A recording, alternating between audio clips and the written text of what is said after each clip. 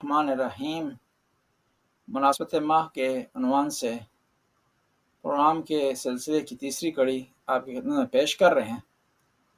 تاریخ انسان کو سبق سکھاتی ہے، یادآوری کرواتی ہے، دوست اور دشمن کی پہچان کرواتی ہے، دین کی تعلیم کا ذریعہ بنتی ہے، دین کے اتار چڑھاؤ کی جانکاری سے ہمیں آگاہ کرتی ہے۔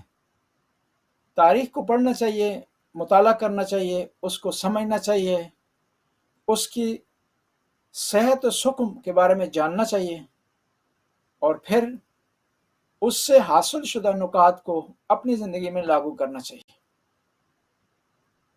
تاریخ میں سچ بھی پایا جاتا ہے، جھوٹ بھی پایا جاتا ہے، ضعیف بھی ہے، قوی بھی ہے، اور تاریخ حقائق پر بھی مبنی ہے اور تلخ حقیقتوں کو بھی بیان کرتی ہے۔ تاریخی سلسلے کا یہ پروگرام مناسبت ماہ کے عنوان سے ہے، اور اس میں جو مہینہ چل رہا ہوتا ہے اس میں پائی جانے والی مناسبتوں سے متعلق بات چیت ہوتی ہے، اور مناسبتوں سے متعلق ڈسکس ہوتی ہے، اور اس مہینے میں جو تاریخ میں واقعات وقوع پذیر ہوئے ہیں ان کو سمجھا جاتا ہے، جانا جاتا ہے، اچھے نکات کو بیان کیا جاتا ہے، اور تاریخ کے ان واقعات سے متعلق ضعیف نکات کو بیان کرنے کے بعد ان سے عبرت حاصل کرنے کی اور عبرت آمیز نکات بیان کرنے کی کوشش کی جاتی ہے۔ تاریخ میں 14 ربیع الثانی کو قیام مختار ہوا ہے، یعنی مختار نے دشمنان اہل بیت کے خلاف جنگ کی ہے، اور یہ واقعہ ہے 66 ہجری کا۔ اب جو مختار ہیں انہوں نے جو سٹرگل کی ہے، کوشش کی ہے، اور اہل بیت کے دشمنوں کو عبرت کا نشان بنایا ہے۔ یہ کون تھے، کہاں سے تھے، ان کا قبیلہ کیا تھا، اور کون سی چیز باعث بنی کہ اہل بیت کے اتنے بڑے محب بن گئے، اہل بیت سے محبت کرنے والے بن گئے، اور اہل بیت کے راستے میں انہوں نے جان قربان کر دی۔ اور یہ بھی بیان کریں گے کہ مختار سے متعلق تاریخ میں اختلاف کیوں پایا جاتا ہے، اور بعض اہل سنت ان پر بے جا تہمتیں کیوں لگاتے ہیں، اس پر آج ہم ڈسکس کریں گے۔ مختار کا اصل نام مختار ابن عبید ابن مسعود ابن عمر ابن عمیر ابن عوف ابن عقدہ ابن غیرہ ابن عوف ابن ثقیف، یعنی یہ ان کا سلسلہ نسب ہے، شجرہ ہے، تاکہ عربی میں جو کتابیں ہماری فقہ کی ہیں یا حدیث کی ہیں یا رجال کی ہیں یا نقد رجال کی ہیں یا تراجم کی ہیں، اس میں ایک آدمی کو دوسرے سے جدا کرنے کے لیے، ڈسٹنگوش کے لیے شجرہ بیان کیا جاتا ہے۔ مثلا تاریخ میں 2 آدمی نافع ہیں، تو وہاں اس طرح پتہ چلے گا کہ نافع بن حلال کون ہے، نافع بن محمد کون ہے۔ تو اس لیے وہاں والد کا نام، دادا کا نام بیان کیا جاتا ہے اور شجرہ بیان کیا جاتا ہے، تاکہ واضح ہو جائے کہ یہ مختار جس کا ہم تذکرہ کر رہے ہیں ان کے والد کا کیا نام تھا، دادے کا کیا نام تھا، پردادے کا کیا نام تھا، اور ان کون سے قبیلے سے تعلق رکھتے تھے۔ اور ان کا جو لقب تھا وہ کیسان تھا، اور کنیہ ابو اسحاق تھے۔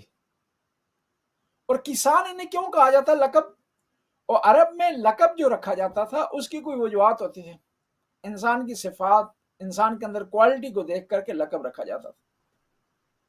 جس طرح ہمارے ہاں ہوتا ہے کہ بعض لوگوں کے جو لوگ عرفی نام مشہور ہو جاتے ہیں اس آدمی کی کوالٹی کی وجہ سے ہو جاتے ہیں۔ مثلا کسی کا نام سادہ رکھا جاتا ہے، یعنی وہ آدمی سادہ ہے، یا پنجابی میں بھولا رکھا جاتا ہے، یا پہلوان رکھ دیتے ہیں، یا جھلا رکھ دیتے ہیں، اس آدمی کی کوالٹی کی وجہ سے ہوتے ہیں۔ اب مختار کا نام کیسان کیوں تھا؟ بعض لوگ کہتے ہیں کہ ان کے قبیلے کا نام کیسان تھا، بعض لوگ کہتے ہیں نہیں، کیسان انہیں اس وجہ سے کہا جاتا ہے کہ وہ ہوشیار تھے، لائق تھے، ان کے اندر استعداد پائی جاتی تھی، اس لیے انہیں کیسان کہا جاتا تھا۔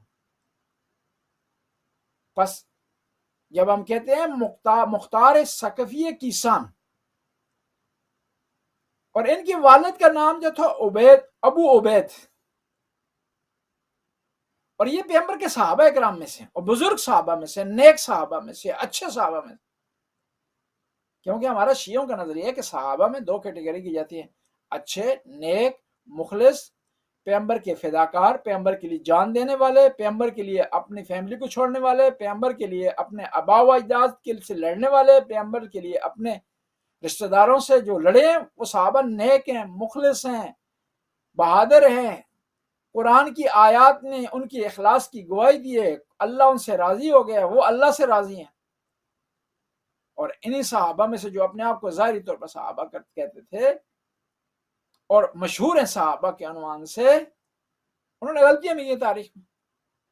بس صحابی بعنوان صحابی، وہ نہ کسی کو پروٹیکشن اس سے ملتی ہے اور نہ ہی اس پر کوئی الزام لگا سکتے ہیں بعنوان صحابی، کردار کے عنوان سے۔ اب کچھ لوگ کہتے ہیں کہ صحابہ کی جو غلطیاں ہیں، ان کی مسٹیک، ان کو اجاگر نہ کیا جائے، اور پھر وہ پیغمبر کے صحابی ہیں، ان کو غلطیاں معاف ہیں۔ نہیں، معاف نہیں ہیں۔ کوئی بھی اسلام میں کوئی آدمی بھی استثناء نہیں ہے، نہ شرعی احکام سے، نہ عبادات سے، نہ واجبات کے حوالے سے، نہ محرمات کے حوالے سے، کہ ایک عام آدمی اگر کسی جو ہے حرام کا مرتکب ہو تو اس کو سزا ملے، لیکن صحابی اگر اس سے کوئی جرم سرزد ہو، کسی جرم کا، کسی غلطی کا ارتکاب کرے، وہ معاف ہو جائے، ایسا نہیں۔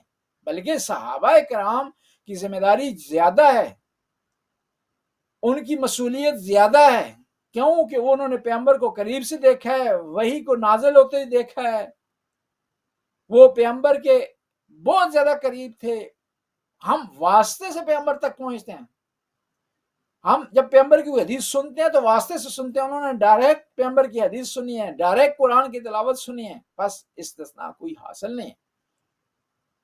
مختار ثقفی کے والد گرامی بزرگ صحابہ میں سے تھے، اور ان کے چچا سعد بن مسعود ثقفی یہ امام علی کی طرف سے مدائن کے حاکم تھے، اور انہوں نے بڑی جان فشانی کی ہے اور اہل بیت کا ساتھ دیا ہے، اور امام حسن پر جو ہے وہ جو مشکلات آئی ہیں، مصائب آئے ہیں، تو مدائن میں آپ نے پناہ لی۔ جب منافقین نے اٹیک کرنے کی کوشش کی، امام حسن کو شہید کرنے کی کوشش کی، مسلح کھینچ دیا گیا، تو وہاں پر انہوں نے پروٹیکشن کی ہے، کس کو؟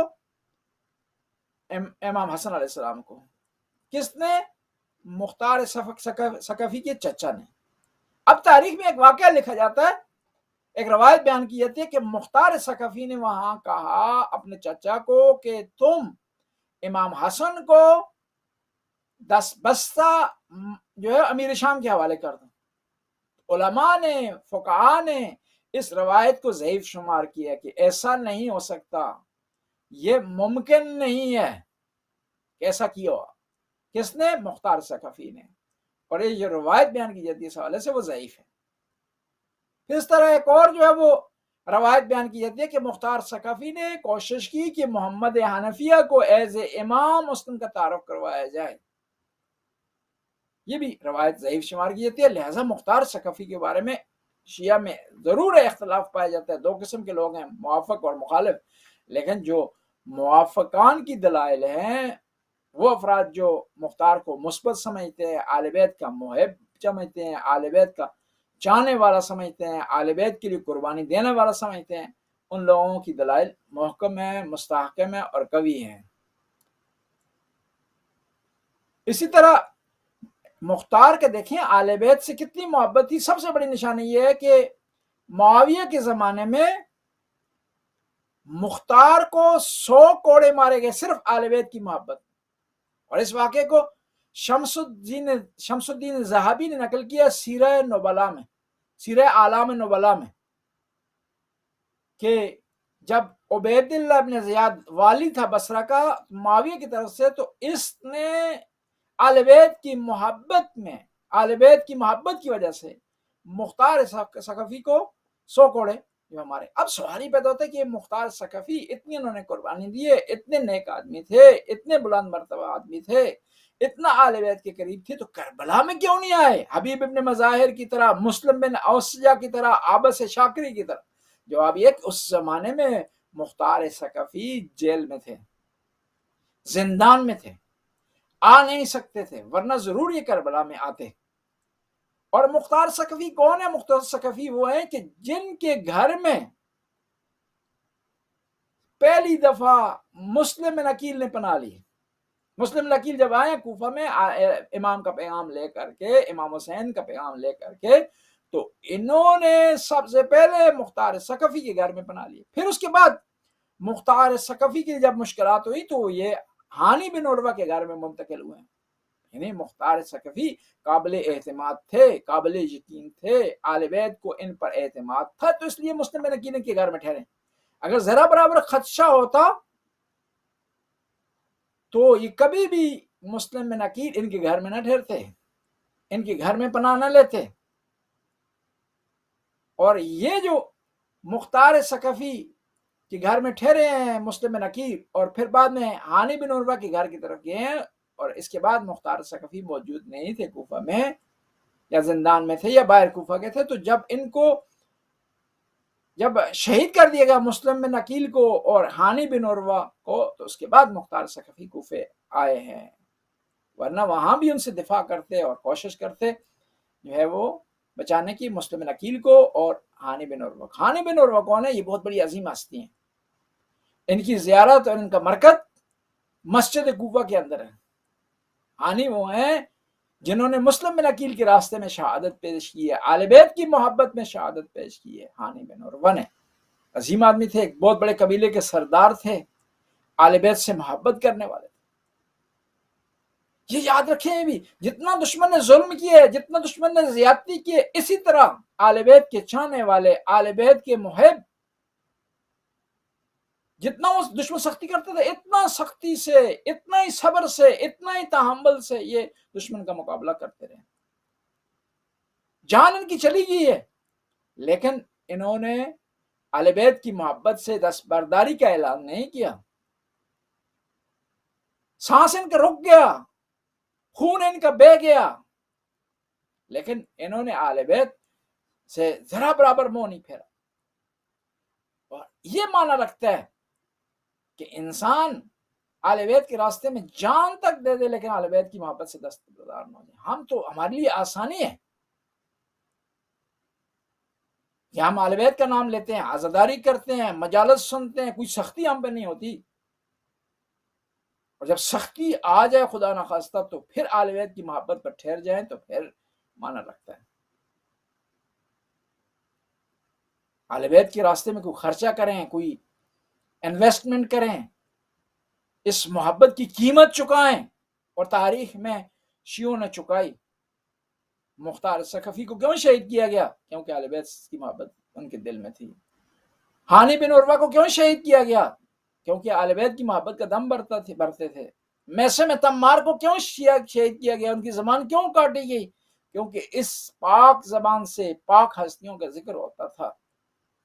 ہم اگر آج کوئی ذکر کر رہے ہیں اہل بیت کا، اگر ذکر سن رہے ہیں، عزاداری کر رہے ہیں، تو ہمیں نہ پیاس برداشت کرنی پڑتی ہے، نہ زبان کٹوانی پڑتی ہے، نہ کوئی اور خرچہ کرنا پڑتا ہے. لیکن پھر بھی اگر ہم اہل بیت کے راستے پر نہ، اہل بیت کی پیروکار نہ بنے، اہل بیت کو فالو نہ کریں، تو پھر جو ہے وہ کوئی ہم دعویٰ نہیں کر سکتے اہل بیت کا محب ہونے کا. مسلم بن اوسجہ نے، ہانی بن عروہ نے، مختار نے، رشید ہجری نے، حجر ابن عدی نے ایک دعویٰ کیا اہل بیت کا محب ہونے کا، اور اپنے خون سے اس محبت کی دلیل لکھی، اپنی زبان کٹوا کر کے ثابت کر دیا کہ میثم تمار واقعاً عاشق اہل بیت تھے. عابس شاکری نے میدان کربلا میں وہ اپنی زرہ اتار کر کے دور پھینکی، دنیا کو بتا دیا کہ میں عاشق اہل بیت ہوں، اور میں نے یہ دلیل پیش کر رہا ہوں کہ مجھ سے بڑا کوئی عاشق نہیں ہے. عابس شاکری میدان کربلا میں اترے ہیں، اور کوفہ کے بہت بڑے پہلوان تھے. جب میدان میں اترے ہیں تو دشمن ایک دفعہ بھاگ گئے، دشمن کو جان کے لالے پڑ گئے، کوئی قریب نہیں آ رہا تھا، جرت نہیں کر رہا تھا. یزید کا لشکر، عمر سعد کا لشکر تتر بتر ہو گیا. تو عمر سعد نے کہا کہ قریب مت جانا، یہ تمہیں کھا جائے گا، دور سے اس کو پتھر مارو، جب قریب جاؤ گے تو تمہیں کھا جائے گا. یہ پتھروں نے آنا شروع کیا، پتھروں کی جب بارش شروع ہوئی، ایک آدمی ہے، 30,000 کا لشکر ہے، پتھر مار رہا ہے، سوچیں سمجھیں، لیکن میرے امام حسین کا بہادر سپاہی میدان میں کھڑا ہے 30,000 کے لشکر کے ساتھ۔ تو آبس شاکری نے جب دیکھا کہ پتھر آ رہے ہیں تو اپنی زرہ اتار دی، خود اپنا اتار دیا، کسی نے آواز دی آبس کیا کر رہے ہو، زرہ کیوں اتار رہے ہو، پتھر آ رہے ہیں، تمہیں زخمی کر دیں گے، تمہیں مار دیں گے، تمہیں مجروح کر دیں گے، تیری جان لے لیں گے۔ تو جواب دیا، چاہتا ہوں جو حسین کے عشق میں پتھر آئیں ان کے درمیان میں زرہ اور خود حائل نہ ہو، کوئی رکاوٹ نہ ہو۔ یہ لوگ تھے جنہوں نے عاشق اہل بیت، عزاداران اہل بیت ہونے کا اعلان کیا، دعویٰ کیا، اور اس کی دلیل اپنی جان دے کر کے پیش کر دی۔ اور یہ جو آپ عزاداری کرتے ہیں نا کہ وہ معمولی نہیں ہے۔ حبیب ابن مظاہر کو کسی نے خواب میں دیکھا کہ جنت ہے، امام حسین کے قریب ہیں، گھر ان کا امام حسین کے قریب ہے، جنت کی نعمتوں سے فیض حاصل کر رہے ہیں، امام کی زیارت سے شہادت ان کو حاصل ہو رہی ہے۔ پوچھا کہ حبیب ابن مظاہر کوئی خواہش ہو، کوئی تمنا ہو، امام کے قریب گھر ہو، انسان جنت میں ہو، کوئی اس سے بڑی خواہش نہیں ہوتی، وہ تو کہتا مجھے کسی چیز کی ضرورت نہیں ہے۔ تو پتہ ہے حبیب نے کیا کہا میری خواہش ہے، میری تمنا ہے کہ میں دنیا میں واپس چلا جاؤں، خدا مجھے دنیا میں بھیجے اور میں امام حسین کے لیے عزاداری کر سکوں۔ بس جو افراد تھے جنہوں نے عشق کا مظاہرہ کیا ان میں سے مختار ثقفی ہیں۔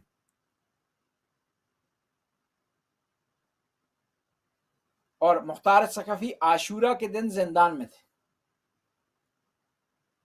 اور جب کوفہ میں سر لایا گیا امام حسین کا تو انہوں نے سر کو دیکھنے کے بعد گریہ کیا، اور انہوں نے گریہ کرنے کے بعد یہ دل میں طے کر لیا کہ میں نے امام حسین کے قاتلوں سے انتقام لینا ہے۔ اور پھر یہ زندان میں تھے تو ان کی بہن جو تھی زوجہ تھی عبداللہ بن عمر کے ہاں، تو انہوں نے عبداللہ بن عمر کے ذریعے بہن نے اپنے بھائی کے لیے آزادی کا انتظام کیا زندان سے، اور یہ زندان سے نکلے، انہوں نے عبداللہ بن زبیر سے بیعت کی اور شرائط رکھی، اور شرائط رکھنے کے بعد وہاں سے پھر آئے کوفہ آنے کے بعد انہوں نے لشکر اکٹھا کیا، اور یہ لشکر سے خطاب کرتے ہوئے ارشاد فرمایا، اگر ہم قریش کے 1/3 افراد کو بھی قتل کریں تو ہم امام حسین کے قتل کا بدلہ نہیں لے سکتے۔ جو پاک ہستی شہید ہوئی ہے میدان کربلا میں اس کی برابری نہیں ہو سکتی۔ پھر انہوں نے جہاد شروع کیا جس میں شمر ابن ذوالجوشن کو قتل کیا، خولی کو قتل کیا، عمر سعد کو قتل کیا، عبید اللہ ابن زیاد کو قتل کیا، اور ان کے لشکر کے جو سپہ سالار تھے وہ ابراہیم ابن مالک اشتر تھے، امام علی کے جو لشکر کے سپہ سالار تھے مالک اشتر ان کے بیٹے۔ اور پھر انہوں نے مختار ثقفی نے عبید اللہ ابن زیاد کو قتل کرنے کے بعد اس کے سر کو بھیجا محمد حنفیہ کو، اور پھر ان کے جو سلوگن تھا انتقام لینے میں وہ 2 سلوگن تھے، یا لفارت الحسین، یعنی ہم چاہتے ہیں امام حسین کے خون کا انتقام کریں لیں، یا منصور امہ، دوسرا جن کا یہ شعار تھا اور ان کا سلوگن تھا اور نعرہ تھا کہ ہم چاہتے ہیں کہ امت محمدی کی مدد کریں۔ انہوں نے کوفہ پر قبضہ کیا، 18 ماہ تک حکومت کی، اور جب انہوں نے کوفہ میں قبضہ کیا تو حجاز میں زبیر کی حکومت تھی اور شام میں مروانی لوگوں کی حکومت تھی۔ حجاز میں زبیریوں کی حکومت تھی اور شام میں مروانیوں کی حکومت تھی، اور پھر ان کو شہید کیا گیا، زبیر نے شہید کروایا ان کو، اور پھر ان کی لاش کو لٹکا گیا تھا، بعض روایات میں کہ ان کے بازوؤں کو لٹکایا گیا۔ اور پھر جب حجاج بن یوسف نے قبضہ کیا کس پر، کوفہ پر، تو اس نے ان کی لاش کو یا ان کے بازوؤں کو دفن کروایا، کیونکہ قبیلے کے لحاظ سے حجاج اور ان کا ایک قبیلہ سیم تھا، وہ بھی ثقیف سے تھا، یہ بھی ثقیف سے تھا۔ لیکن میں جانشارانہ امام حسین پر قربان جاؤں، قبیلے کو کبھی ترجیح نہیں دی، بلکہ اپنے مشن کو، اپنے آئیڈیے کو، آئیڈیالوجی کو، اپنے نظریے کو ترجیح دی۔ کبھی بھی اپنے قبیلے کا تذکرہ نہیں کیا. میدان کربلا میں مثال کے طور پر ابو الفضل عباس ہیں، قبیلے کے لحاظ سے ان کا رشتہ ہے شمر سے، دونوں کلاب خاندان سے ہیں، کیونکہ والدہ کی طرف سے غازی عباس کی جو والدہ تھی فاطمہ کلابیہ، وہ بھی کلاب خاندان سے تھی، شمر بھی اسی خاندان سے. اور یہ آیا ہے، اس نے آواز دی ہے میدان کربلا میں کہ میری بہن کے بیٹے کہاں ہیں، جواب تک نہیں دیا اس کو. یہ بھی ثقیف کے قبیلے سے تھے، لیکن اس کے باوجود ان پر ظلم ہوا، ان کے خاندان پر ظلم ہوا. حجاج نے ظلم کیا. کیوں؟ قبیلہ تو ان کا حجاج کے قبیلے کے ساتھ سیم تھا، لیکن ان کا مشن مختلف تھا. قبیلہ ان کا سیم تھا، شجرہ ان کا سیم تھا، زبان کا لہجہ ممکن ہے سیم ہو، لیکن نظریہ مختلف ہے، محبت کا انداز مختلف ہے، دشمنی اور محبت مختلف ہے، شریعت کا پابند ہونا نہ پابند ہونا مختلف ہے، واجبات اور محرمات پر عمل کرنا، واجبات کو بجا لانا، محرمات سے بچنا مختلف ہے. کیونکہ قرآن نے کہہ دیا ان اکرمکم عند اللہ اتقاکم، کہ اللہ کے نزدیک سب سے پاک وہ ہے، منزلت والا وہ ہے، احترام والا وہ ہے جو صاحب تقوی ہے. خاندان، قبیلہ، کاسٹ یہ معیار نہیں ہے. اور ہم جو آل بیت کے جو محب ہیں ان کا احترام بھی اس وجہ سے کرتے ہیں. سلمان فارسی کا اس وجہ سے احترام نہیں کرتے کہ وہ ایرانی تھے، ابو ذر غفاری کا اس لیے احترام نہیں کرتے تھے کہ وہ خاص قبیلے سے ان کا تعلق تھا، اور ویسے کرنی کا اس لیے احترام نہیں کرتے کہ وہ کرن سے تھے، بلکہ ان سب کا احترام کرنے کی ایک ہی وجہ ہے، وہ یہ ہے کہ سارے لوگ محب اہل بیت تھے. اور ہم یزید سے نفرت اس لیے نہیں کرتے کہ اموی خاندان سے تھا، ذل جوشن سے، شمر سے اس لیے نفرت نہیں کرتے وہ کلابی خاندان سے تھا.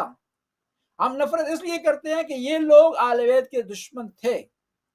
بس ہمیں ایک معیار بنانا چاہیے کہ جو اہل بیت کا محب ہو اسے اپنا لیں، کسی خاندان سے بھی کیوں نہ ہو. اور جو اہل بیت کا دشمن ہے، اہل بیت کا مخالف ہے، اہل بیت سے عداوت رکھتا ہے، اہل بیت سے اس نے دوری اختیار کی ہے، اس سے نفرت کریں. ہاں یہ ہے کہ اس سے ہم نفرت اس وجہ سے نہیں کر رہے کہ وہ انسان ہے، اس وجہ سے نہیں کر رہے کہ وہ مسلمان ہے، ہم نفرت اس وجہ سے کر رہے ہیں کہ وہ اہل بیت کی دشمنی کی وجہ سے جرم کا ارتکاب کر رہا ہے. اس سے اس لیے نفرت کر رہے ہیں کیونکہ اہل بیت جو مجسمہ اخلاق ہے، مجسمہ خوبیاں ہیں، مجسمہ کوالٹی ہیں، ان سے وہ دوری اختیار کر رہا ہے. وہ ہے جو دشمن اہل بیت سے جو نفرت کر رہے ہیں، وہ ہے ہم ایک ایسے آدمی سے نفرت کر رہے ہیں جو بد اخلاق ہے، کیونکہ اہل بیت سے دشمنی کرنا سب سے بڑی بد اخلاقی ہے. ایسے آدمی سے دشمنی کر رہے ہیں جو جھوٹ بولتا ہے. کیوں کہ یہ جو اہل بیت کا دشمن ہے، اس نے آیت تطہیر کا انکار کیا ہے، اور آیت تطہیر کا انکار کرنا کذب کا ارتکاب ہے، قرآن کا انکار ہے. اس نے آیا مودت سے انکار کیا ہے، اور یہ اہل بیت کی سچائی کو، حقیقت کو اور محبت کو کہ واجب ہونے کو نہیں مان رہا. اس وجہ سے ہم اس سے نفرت کر رہے ہیں. بس اہل بیت کے محبوں سے محبت کرنا، خوبیوں سے محبت کرنا ہے.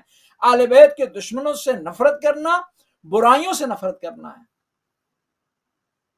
کیونکہ اگر اسلام سے ہٹ کرنا ایک غیر مسلمان کو بتایا جائے کہ اہل بیت کے اندر یہ خوبیاں تھیں، سخی تھے، شجاع تھے، کریم تھے، محبت کرنے والے تھے، چاہنے والے تھے، علم رکھنے والے تھے، علم دوست تھے، علماء سے محبت کرنے والے تھے، تو وہ بھی کہے گا کہ یہ ہستیاں عظیم تھیں، ان سے محبت ہونی چاہیے. پھر اس کو یہ کہا جائے کہ اتنی عظیم ہستیوں سے فلاں فلاں آدمی دشمن کر رہا تھا، اس نے ظلم کیا، تمہارا کیا خیال؟ وہ کہے گا جنہوں نے ظلم کیا وہ قابل نفرت ہے. اس کے بعد جو ہے وہ 16 ربیع الثانی کو جو واقعات ہوئے ان میں سے ایک واقعہ حضرت صالح کی قوم پر عذاب کا نازل ہونا ہے. حضرت صالح خدا کے نبی تھے اور ایک امت میں مبعوث ہوئے جس کا نام سمود تھا، اور قرآن نے بھی کہا کہ یہ سمود قوم کی طرف حضرت صالح کو بھیجا گیا. وَإِلَىٰ ثَمُودَ أَخَاهُمْ صَالِحًا، ہم نے بھیجا قوم سمود کی طرف ان کے بھائی کو جن کا نام صالح تھا. قال یا قوم اعبدوا اللہ ما لکم من الہ غیرہ، تو حضرت صالح نے آ کر قوم سے کہا کہ اللہ کی عبادت کرو، اللہ کے علاوہ کوئی معبود نہیں ہے، وانشاکم من الارض، وہ اللہ ہے جو تمہارے لیے پیدا کرتا ہے زمین سے، یعنی اللہ کی صفات بیان کی ہیں، اللہ کے انعامات بیان کیے ہیں، اللہ کی نعمتوں کا تذکرہ کیا حضرت صالح نے۔ تبلیغ کی حضرت صالح نے، لوگوں نے حضرت صالح کی بات کو نہیں مانا، ایک پتھر کی پوجا کرنا شروع کر دی، اس سے مانگنا شروع کر دیا، اس کے سامنے سجدہ کرنا شروع کر دیا، اس کی عبادت کرنا شروع، منع کیا، نہیں مانا۔ آخر میں انہوں نے کہا کہ ہم تب آپ کے خدا کو مانیں گے کہ اس پتھر سے ایک اونٹنی نکلے جو ہمارے لیے دودھ کا باعث بنے۔ حضرت صالح نے دعا کی، اونٹنی پتھر سے نکلی، اور اب اونٹنی آ گئی، اس کے دودھ سے استفادہ کرتے تھے، اور اس کوشش کرتے تھے کہ وہ اونٹنی پانی تک نہ پیے۔ فیصلہ یہ ہوا کہ ایک دن پانی اونٹنی پی گی، ایک دن لوگ استعمال کریں۔ جس دن لوگ پانی لیتے تھے اونٹنی نہیں لیتی تھی، تو یہ اس کے دودھ سے استفادہ کرتے تھے۔ اتنی عظیم، خدا کی بار میں اتنا عظیم معجزہ حضرت صالح نے دکھایا، اور یہ معجزہ نہ فقط معجزہ تھا بلکہ نعمت تھی سمود قوم کے لیے، کہ ان کے لیے دودھ کا انتظام کرتی تھی اونٹنی۔ انہوں نے کیا کیا کہ اس اونٹنی کو شہید کر دیا، اس اونٹنی کو جو ان کے لیے نعمت کا انتظام کرتی تھی، وہ اونٹنی جو ان کے لیے آسائش کا انتظام کرتی تھی، تو انہوں نے اس کو شہید کر دیا۔ وہاں پر جب اونٹنی کو انہوں نے شہید کیا، اس کو قتل کر دیا، اس کو مار دیا بغیر کسی جرم کے، بغیر کسی خطا کے، خدا کی طرف سے ان پر عذاب نازل۔ یہاں بات لمبی ہو جائے گی کہ ہم وضاحت کریں کہ عذاب کس قسم کا تھا۔ ہم اپنے اگلے پوائنٹ کی طرف جاتے ہیں، لیکن یہاں بھی وضاحت کروں، ضروری سمجھتا ہوں کہ دیکھیں جو قومیں خدا کی نعمت کی قدر نہیں کرتی، خدا کی نعمت کو جھٹلاتی ہیں، خدا کی نعمت کا شکر ادا کرنے کے بجائے اس نعمت کو ضائع کرنے کی کوشش کرتی ہیں، تو پھر خدا کی وہ قوم خدا عذاب الہی کی مستحق ہو جاتی ہے۔ تو صالح کی قوم کے ساتھ بھی یہ ہوا، نعمت کی قدر نہیں کی، نعمت کو جھٹلایا، بلکہ نعمت پر ظلم و زیادتی کی، تو کیا وہ خدا کی طرف سے عذاب آ گیا۔ اس کے بعد جو واقعات ہوئے ربیع الثانی کے مہینے میں، 18 ربیع الثانی کو ولادت محقق حلی کی، جو 602 ہجری میں جو ہے جن کی ولادت ہوئی ہے، 602 ہجری میں ان کی ولادت ہوئی۔ یہ کون ہے محقق حلی؟ یہ ایک عظیم انسان تھے، بہت بڑے عالم دین تھے، جس طرح علامہ حلی ہیں، جس طرح شیخ مفید ہیں، جس طرح سید ابن طاؤس ہیں، جس طرح جو ہے سید رضی ہیں، سید مرتضیٰ ہیں۔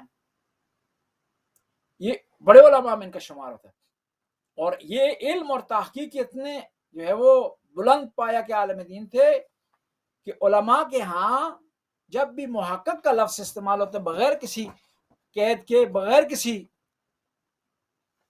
مضاف علیہ کے، تو وہاں پر جو ہے مراد یہ ہستی ہوتی ہیں، محقق حلی ہوتی ہیں، خالی محقق کہہ جو مراد، جس طرح مثال کے طور پر علامہ جب کہا جاتا ہے فقہ کی زبان میں تو علامہ حلی اس سے مراد ہوتی ہے، سید جب کہا جاتا ہے تو سید رضی اس سے یا سید مرتضیٰ مراد ہوتی ہے۔ جب فقہ کی زبان میں علماء کے درمیان قاضی کا لفظ استعمال ہوتا ہے، قاضی نور اللہ شہستری اس سے جو ہے وہ مراد ہوتے ہیں، یعنی ایک آدمی جو ہے اتنا مشہور ہو جاتا ہے مشاہیر میں سے کہ اس جو نام اس کے ساتھ منسوب کیا جاتا ہے، اگر اس کا ظاہری معنی، اس کو لغوی معنی کئی افراد کو شامل ہوتا ہے، لیکن یہ ہے کہ کثرت استعمال کی وجہ سے، اس کے مقام کی وجہ سے مختص ہوتا ہے۔ محقق کا معنی ہے تحقیق کرنے والا، لیکن جب جو ہے وہ علماء کے درمیان جو بات کی ہوتی ہے، تراجم سے متعلق بات ہوتی ہے، جب کوئی فقہی قول سے متعلق بات ہوتی ہے، تو وہ محقق کہا جائے تو محقق حلی اس سے مراد ہے۔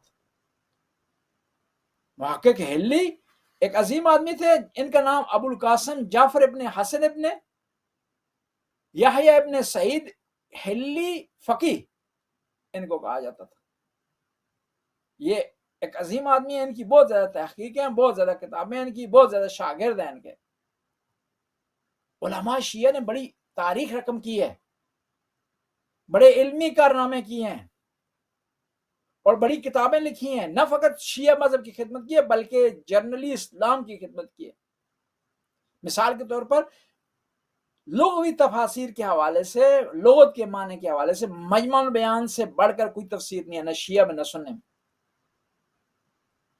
اہل سنت کے بڑے بڑے علماء نے اپنی تفسیر میں لغوی لحاظ سے استناد کیا ہے، کوئی حوالہ دیا تو مجمع البیان کا حوالہ دیا۔ ابن عقیل ہیں، شرح ابن عقیل انہوں نے لکھی ہے، الفی ابن مالک کی شرح لکھی ہے۔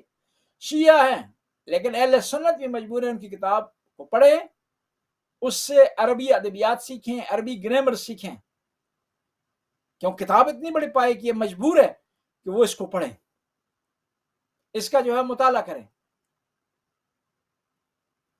اور چاہتے ہیں کہ نحو میں اجتہاد کریں تو ان کے لیے ضروری ہے کہ وہ شرح ابن عقیل کو پڑھیں۔ سمد یہ کتاب ہے نحو کی، شیخ بہائی نے لکھی اپنے بھائی کے لیے، یہ ایسی کتاب ہے کہ یہ شیعہ اور سنی سے بالاتر ہے، نحو میں لکھی ہوئی ہے، ایکسپرٹ نے لکھی ہے، شیعہ نے لکھی ہے، لیکن جو ہے وہ اتنی مہارت سے لکھی ہے، اتنی اچھی لکھی ہے کہ اہل سنت مجبور ہے کہ اگر نحو پڑھنا چاہیں تو اس کو ان کو پڑھنا پڑے گا۔ ایک نحوی وہ نحوی کہلا نہیں سکتا جب تک وہ شیعہ کی نحو کی کتابوں کا مطالعہ نہ کرے، اس کو نہ پڑھے، اس کی اسٹڈی نہ کرے۔ بس محقق ہلی نے بہت بڑا کارنامہ کیا، اور علماء نے، شیعہ علماء کی مشکلات سنی علماء سے زیادہ تھیں، پھر بھی انہوں نے علمی کارنامے کیے۔ کیوں؟ سختی تھی، دباؤ تھا، بیان نہیں کر سکتے تھے ہم شیعہ ہیں، لیکن اس کے باوجود بھی، سختیوں کے باوجود بھی انہوں نے لوگوں کو افاضہ کی ہے، اور امت محمدی نے اس سے استفادہ کیا ہے۔ شہید اول ہیں، شہید ثانی ہیں، شہید ثالث ہیں۔ یہ کیوں ان کو شہید کیا گیا؟ علمی شخصیات تھیں، اس وجہ سے شہید کیا گیا کہ کیونکہ یہ اہل بیت کے ماننے والے تھے، اہل بیت کے جانے والے۔ اور پھر ہمارے علماء میں ایک اور خصوصیت تھی، اپنے مقام اور منزلت کو نہیں دیکھتے تھے۔ بعض اوقات وہ کام کرتے تھے جو شیعہ کے لیے مفید ہوتے تھے، وقت کی ضرورت تھی، لیکن اگرچہ ان کی منزلت کے مطابق اور شان کے مطابق نہیں ہوتے۔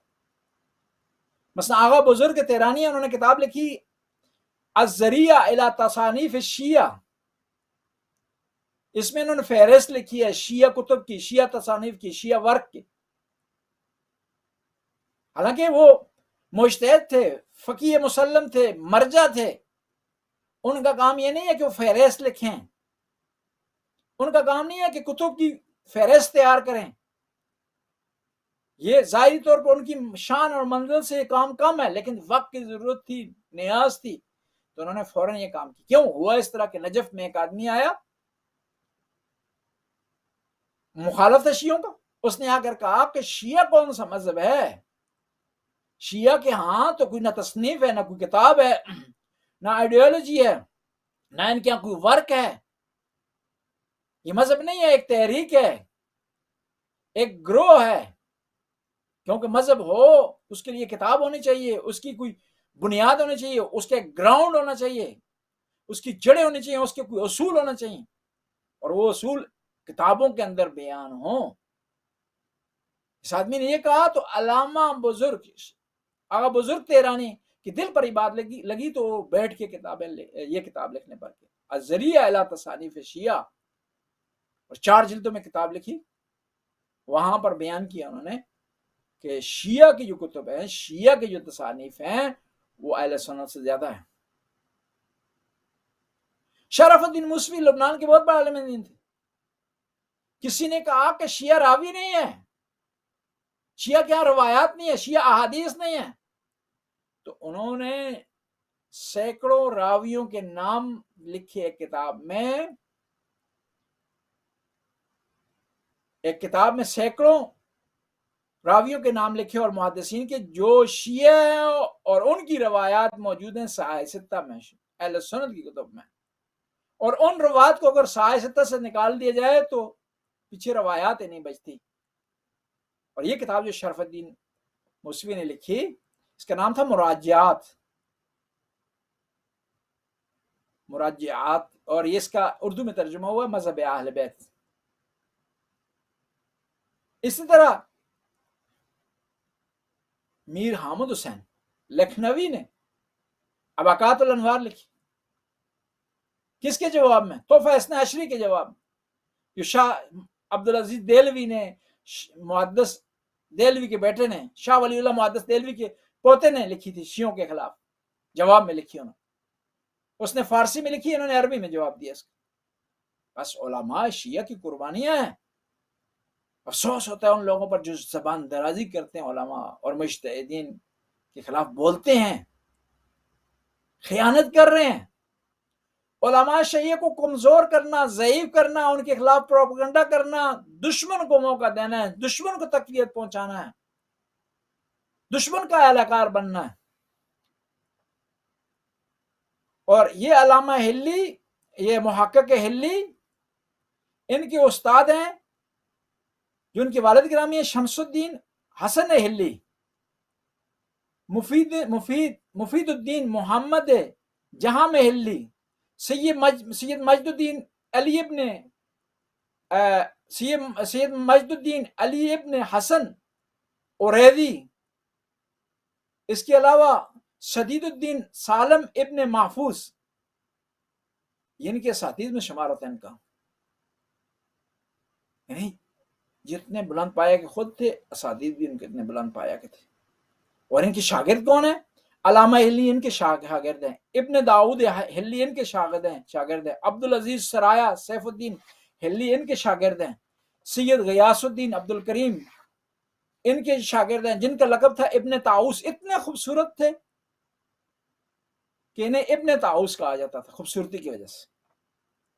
اور یہ جو منایا جاتا ہے نا جشن تکلیف ہمارے ہاں، کہ جب بچہ بچی بلوغ پر پہنچتے ہیں تو ان کے لیے ایک جشن منایا جاتا ہے، جشن تکلیف.